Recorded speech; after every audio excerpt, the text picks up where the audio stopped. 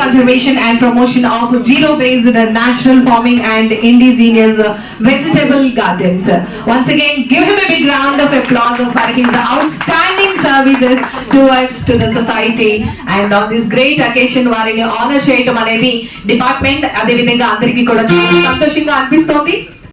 Occasion వారిని honour చేయడం అనేది డిపార్ట్మెంట్ అదే విధంగా అందరికీ కూడా చాలా సంతోషంగా అనిపిస్తోంది. మరొకసారి మీ అందరి కరతాళ ధ్వనుల మధ్య వారికి శుభాకాంక్షలు తెలియజేద్దాం. Congratulations sir. అనేది అరౌండ్ 34-35 ఇయర్స్ బ్యాకే మామూలుగా ఇంటర్నేషనల్ లెవెల్లో మనం బయాలజికల్ రిసోర్సెస్ని మనకు చాలా మటుకు బయాలజికల్ రిసోర్సెస్కు స్పీసెస్కి చాలా థ్రెట్ జరుగుతూ ఉంది.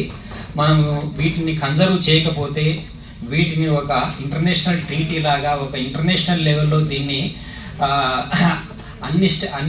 అన్ని కంట్రీస్ కలిసి దీని మీద ఒక మంచి డెసిషన్ తీసుకొని ఈ బయోడైవర్సిటీ ఎలా కన్జర్వ్ చేయాలా అనేటువంటి ఒక నిర్ణయం తీసుకోకపోతే ఇది చాలా మానవ మనుగడకే చాలా ప్రాబ్లం వస్తుందని చెప్పేసి 1992లోనే రియో అర్త్ సమ్మిట్ జరిగినప్పుడు చాలా చాలా ఎక్కువ కంట్రీస్ పార్టిసిపేట్ చేసినాయి.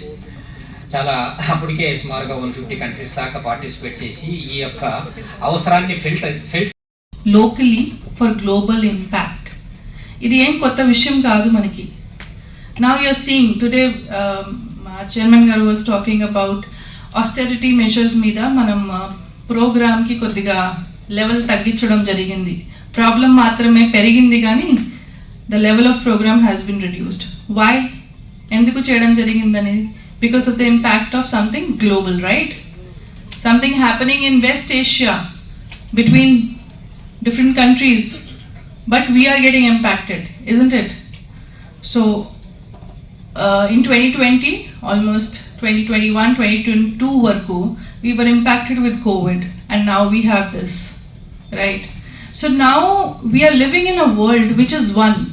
You cannot say that, okay, I am living in my own house and I am existence 2002 దానికి అనుగుణంగా మనకు 2002లో బయోడైవర్సిటీ యాక్ట్ అనేది పార్లమెంట్ యాక్ట్ పాస్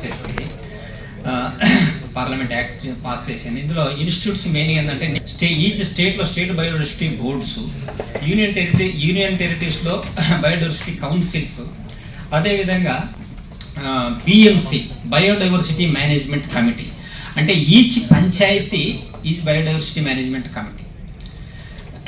అదేవిధంగా మండల్ లెవెల్ ఉన్నాయి, కార్పొరేట్ లెవెల్లో ఉన్నాయి, లేకపోతే నగర పంచాయతీ ఉన్నాయి. అంటే దీని ఉద్దేశం ఏంటంటే each and every inch of the land ఏదో ఒక ఇన్స్టిట్యూట్లో కవర్ అవుతుంది. యాక్చువల్గా పంచాయతీలు మొత్తం ల్యాండ్ అంతా కవర్ అవుతుంది.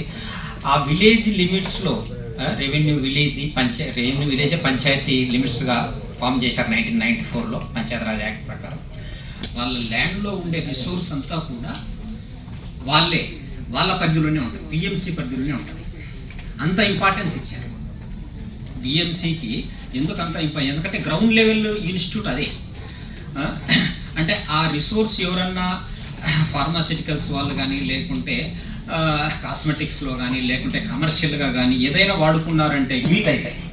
Conservation of biodiversity and sustainable use of biodiversity and fair and equitable sharing of benefits out of the utilization of this biological aware, and the people is not recognizing, and also if the government is not locally or maybe the national or internationally, we can't alone we can't impossible to protect our biodiversity.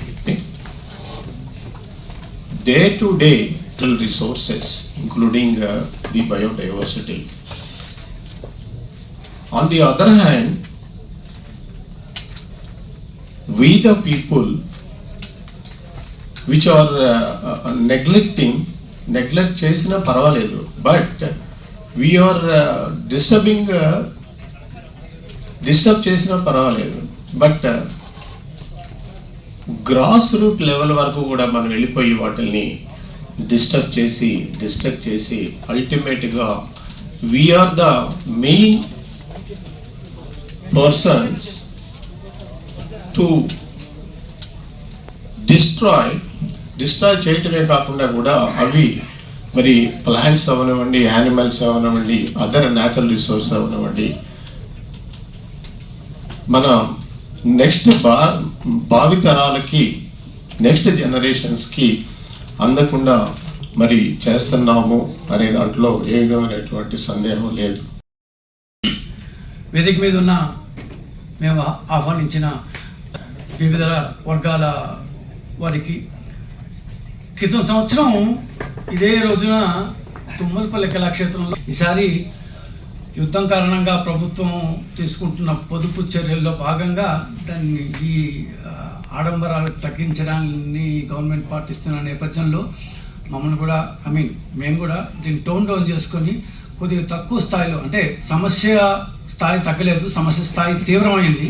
కాకపోతే మనం యుద్ధం కారణంగా కొంత పొదుపు చర్యలు పాటించాలి ప్రభుత్వం ఆదేశించిన నేపథ్యంలో ఇంతకుముందు కంటే కొద్దిగా తక్కువ మందితో చేస్తాం. అంతేగాని సమస్య అంతర్జాతీయ జీవ వైవిధ్య సందర్భంగా దినోత్సవ సందర్భంగా ఆంధ్రప్రదేశ్ రాష్ట్ర జీవ వైద్య మండలి నుంచి మీ అందరికీ స్వాగతం, నా హార్దిక శుభాకాంక్షలు కూడా. ఇక్కడ విధానం కావచ్చు, ఎప్పుడు ప్రకృతితోనే ముడిపడి ఉంటుంది. ఇప్పుడు ఇంతసేపు మన దాని కళాజాత వాళ్ళు మాట్లాడింది కూడా మనం చూస్తుంటే ఎప్పుడు ప్రకృతితోనే ఉంటుంది. మన పెద్దలు ఒక మాట చెప్పేవారు, సర్వేజన సుఖినో భవంతు, లోకా సమస్త సుఖినో భవంతు, లోకం అంతా బాగుండాలి. కానీ ఈ మాట నేను ఫస్ట్ చెప్తున్నాను.